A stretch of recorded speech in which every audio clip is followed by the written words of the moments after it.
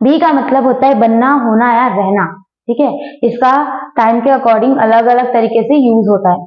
B मतलब बनना, होना या रहना।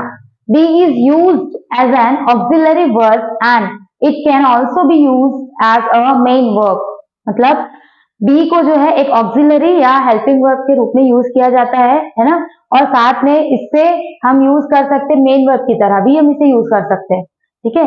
एक तो ये हेल्पिंग वर्ब ही है, हालांकि एक तो ये हेल्पिंग वर्ब है ना, इसे एक तो हम हेल्पिंग वर्ब की तरह यूज कर सकते हैं और या फिर हम इसे यूज कर सकते हैं मेन वर्ब की तरह। चलिए कुछ सेंटेंसेस के थ्रू समझते हैं।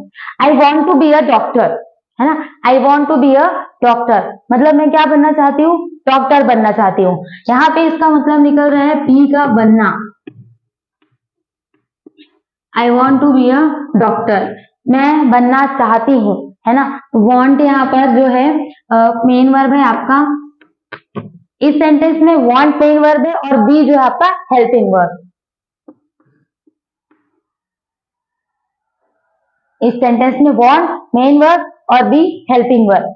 Don't be angry, don't be angry, don't मतलब मैं बताती हूँ पढ़ाते से आपको कि do plus not is equal to don't.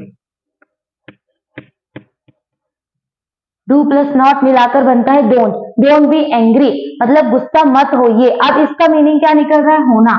अब इसका यहाँ पर मीनिंग क्या निकल के आ रहा है, होना। यू शुड बी हियर, आपको यहाँ रहना चाहिए। यू शुड बी हियर, आपको यहाँ रहना चाहिए। इसका मतलब होता है चाहिए।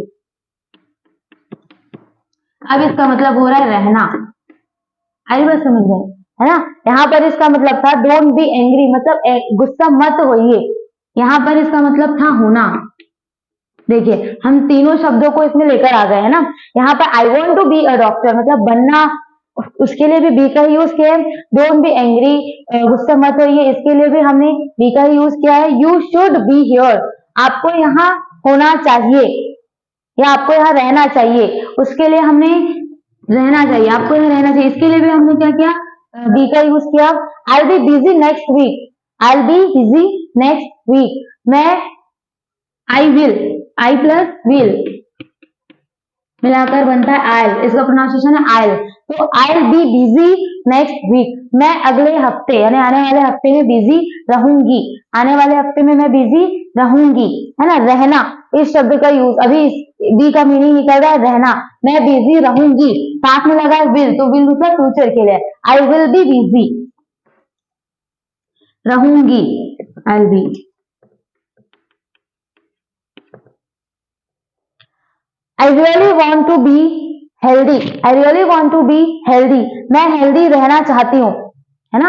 I really want to be healthy, मैं सच में हेल्दी होना चाहती हूँ, ठीक है। The news can't be true, जो न्यूज है वो सही नहीं हो सकता। अब यहाँ पे होना, है ना। तो हर बार जरूरी नहीं है कि ये जो एग्जैक्ट मीनिंग आप निकालोगे, अब सेंस के थ्रू, जैसे कि यहाँ पे बोले कि न्यूज जो है सही नहीं हो सकता, तो हम इसका मीनिंग ऐसे तो नहीं निकालेंगे कि जो न्यूज है वो सही नहीं होना, ऐसा तो नहीं निकाल सकते ना। उसके टाइमिंग के अकॉर्डिंग, टेंस के अकॉर्डिंग हमको उसका मीनिंग निकालना है। The news can't be true, news सही नहीं हो सकता, क्योंकि इसमें लगा है कैन नॉट, इसमें क्या लगा है, कैन प्लस नॉट। कैन जिसका मतलब, जिसे हम यूज करते हैं कैपेबिलिटी वगैरह बताने के लिए, मैंने इसका भी वीडियो बनाया था। कांट नॉट, कैन नॉट, है ना। कांट बी ट्रू, सही नहीं हो सकता।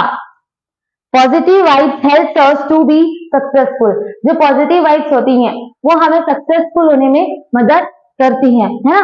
जो पॉजिटिव वाइब्स होती हैं वो हमें क्या कर सकती है, क्या कर सकती है, हमें सक्सेसफुल होने में मदद करती है, ठीक है।